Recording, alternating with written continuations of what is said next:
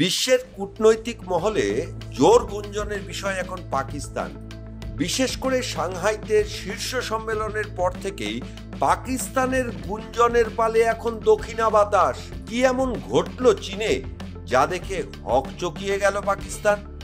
চীন পাকিস্তান বন্ধুত্বে কলকাঠিটা নাড়ল কে? উঠছে একাধিক প্রশ্ন। সাংহাইতে শীর্ষ সম্মেলনের মঞ্চ থেকে বড্ড বেসামাল লাগছিল পাকিস্তানকে।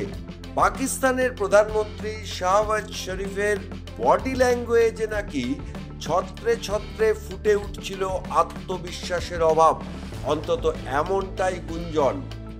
সোশ্যাল মিডিয়ায় ভাইরাল হচ্ছিল পাক প্রধানমন্ত্রীর একাধিক বিব্রত হওয়ার ভিডিও, বিশেষ করে যখন চীনের রাষ্ট্রপতি জিনপিং, রাশিয়ার রাষ্ট্রপতি পুতিন ও ভারতের প্রধানমন্ত্রী নরেন্দ্র মোদী হাতে হাত ধরাধরি করে এগিয়ে যাচ্ছিলেন সম্মেলন মঞ্চের দিকে, তখন জুলজুল চোখে অসহায়ভাবে তাকিয়েছিলেন পাক প্রধানমন্ত্রী। সেই ভিডিও মুহূর্তে ভাইরাল হয় নেট দুনিয়ায়। দেখুন সেই ভিডিও আরো একবার।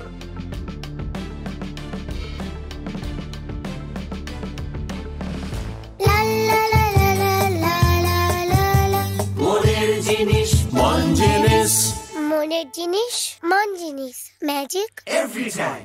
পাক সেনাপ্রধান আসিম মুনিরকে সঙ্গে নিয়েও সাংহাইতে স্মার্ট কনফিডেন্ট লুক দেখাতে পারেননি শাহবাজ শরীফ। থেকেই গেলেন ব্রাত্য হিসাবে পিছনের সারিতে।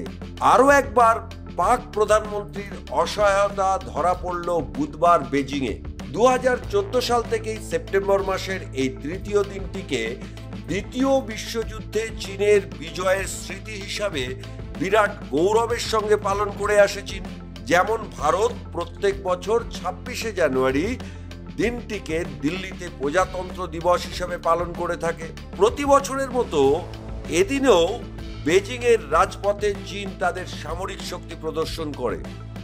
এবারেও তার কোনো ব্যতিক্রম হলো না। জনসমক্ষে আনা হলো একাধিক বিভিন্ন ধরনের অত্যাধুনিক অস্ত্রশস্ত্র। আর এদিনেই চীন বিভিন্ন রাষ্ট্রনেতাদের আমন্ত্রণ জানায় রাজধানীতে। এবছর চীনে এই অনুষ্ঠানে উপস্থিত ছিলেন রাশিয়ার রাষ্ট্রপতি পুতিন, উত্তর কোরিয়ার সর্বাধিনায়ক কিম জন সহ আরো অনেক দেশের রাষ্ট্রপ্রধানরা।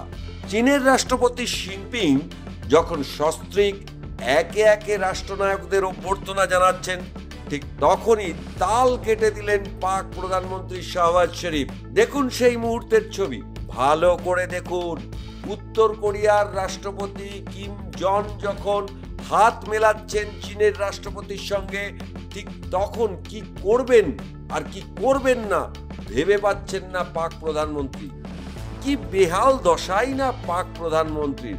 শেষমেশ তড়িঘড়ি কি করবেন ভেবে না পেয়েই রাষ্ট্রপতি জিনপিং এর স্ত্রীর সাথে করমর্দন করেই হন্তদন্ত হয়ে এগিয়ে গিয়ে যেন হাঁপ ছেড়ে বাঁচলেন। আবার দেখুন।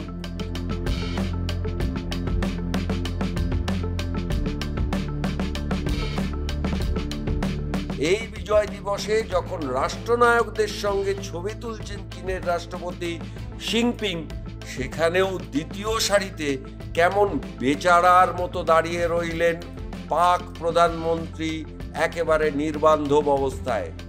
জায়গা পেলেন না প্রথম সারিতে।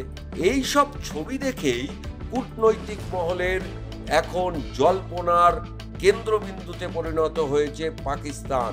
অথচ এই পাকিস্তানেরই গডফাদার চীন, আর সেই চীনেই কিনা পাক প্রধানমন্ত্রীর ঠাঁই হলো দ্বিতীয় সারিতে।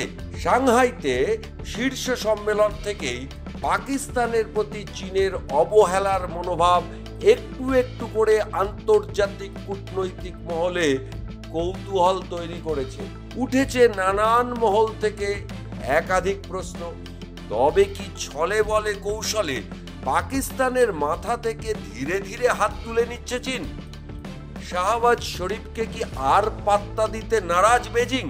যদিও চীনা বিদেশ মন্ত্রকের পক্ষ থেকে এই বিষয়ে কোনো আনুষ্ঠানিক বিবৃতি এখনো পর্যন্ত জারি করা হয়নি, তবে কূটনৈতিক মহলের একাংশ মনে করছেন সাংহাইতে চীনের পাকিস্তানের প্রতি যে বডি ল্যাঙ্গুয়েজ বিশ্ববাসী দেখেছে, তা দেখে এখন অনেকেই প্রমাদ গুনতে শুরু করেছেন।